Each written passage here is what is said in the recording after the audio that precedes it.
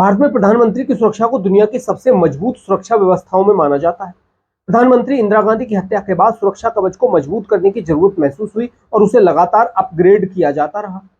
भारत में ऐतिहासिक तौर पर कई ऐसी गलतियां हुई जब प्रधानमंत्री पद पर आसीन व्यक्ति की जान को खतरा पैदा हुआ और सुरक्षा एजेंसियों को शर्मिंदगी उठानी पड़ी। प्रधानमंत्री इंदिरा गांधी की सुरक्षा में कब कब चूक हुई। भुवनेश्वर में चुनावी रैली के दौरान इंदिरा गांधी पर हमला।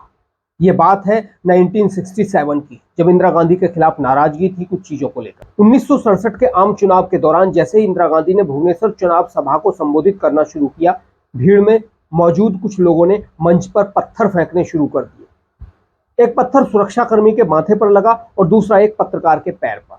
यह देखते ही दो सुरक्षाकर्मी इंदिरा गांधी के अगल बगल खड़े हो गए।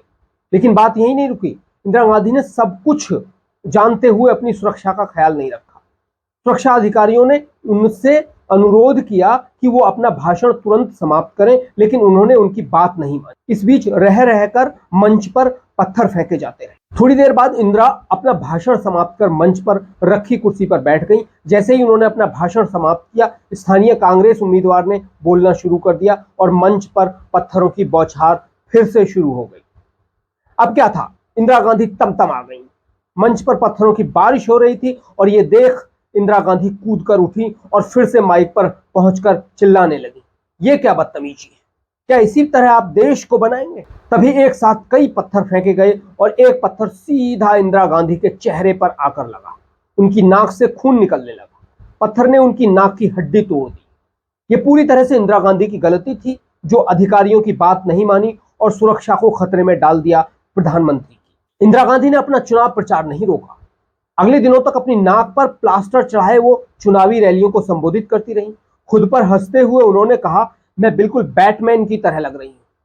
ये प्रधानमंत्री सुरक्षा में बहुत बड़ी चूक थी, लेकिन इंदिरा गांधी ने इसे चुनाव में भुनाने का काम किया। लेकिन आखिर बात प्रधानमंत्री सुरक्षा की थी, वो नहीं देखा। ब्लू बुक के नियमों का उल्लंघन करते हुए लोगों को मंच के इतने नजदीक आने दिया गया था जहां से उनके पत्थर मंच तक पहुंच सके। जाहिर है यह सुरक्षा एजेंसियों के लिए भी बहुत बड़ा सबक था। 30 अक्टूबर 1984 जब इंदिरा गांधी की हत्या कर दी गई और बहुत बड़ी सुरक्षा चूक सामने आई। गोल्ड टेम्पल में आतंकी भिंडरवाले को खत्म करने के बाद सुरक्षा एजेंसियों को ऐसे सुरक्षा इनपुट लगातार मिल रहे थे जिससे कि प्रधानमंत्री इंदिरा गांधी की जान पर जानलेवा हमला हो सकता। सुरक्षा एजेंसियों ने यहां तक कहा था कि प्रधानमंत्री अपने सुरक्षा गार्डों की नियुक्ति पर ध्यान देना चाहिए। मतलब यह साफ संदेश था कि प्रधानमंत्री सिख सुरक्षा अधिकारियों को अपने घर पर नियुक्ति नहीं दे। लेकिन इंदिरा गांधी ने इसे फिर नकार दिया।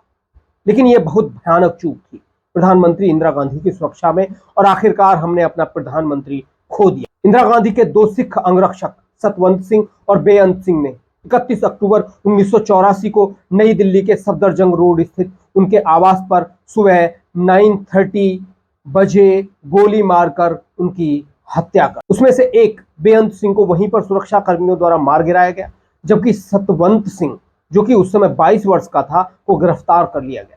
लेकिन इतनी भयानक सुरक्षा चूक हो चुकी थी जिसकी भरपाई नहीं की जा सकती। कई लोगों का मानना था कि इंदिरा गांधी खुद अपनी मौत के लिए जिम्मेदार थी, तो कुछ लोग उसके प्रतिशोध में कैसे जानवर बन गए, सिख दंगों के रूप में हम सब ने देखा। अगर प्रधानमंत्री इंदिरा गांधी की सुरक्षा में इतनी बड़ी चूक नहीं होती तो शायद सिख दंगे भी नहीं। यह भी सच्चाई है कि आज तक सिख दंगा पीड़ितों को न्याय नहीं मिला।